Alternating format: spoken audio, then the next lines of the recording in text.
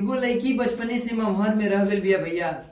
जब ओकर उ लड़की के शादी जोर जबरदस्ती कहीं और कर दियल गइल बा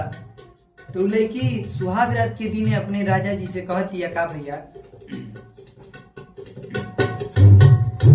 डोली हमार जहिया घर से चलल,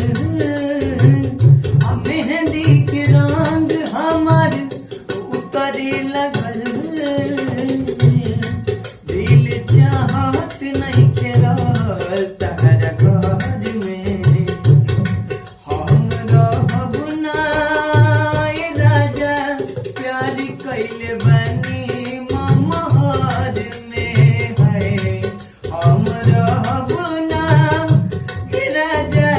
प्यार कैले बनी ममहर में। अंतरा में लड़की कहती है,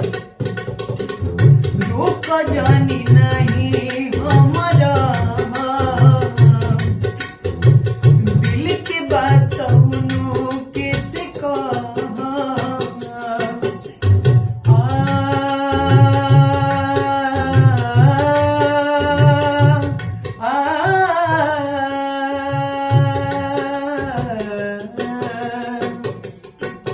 रोक जानी नहीं हमारा दिल के बात कैसे कहा, सातों जन्म के मनले अबनी हम साथी, उनु के पूजा करत आ रही दिन राती,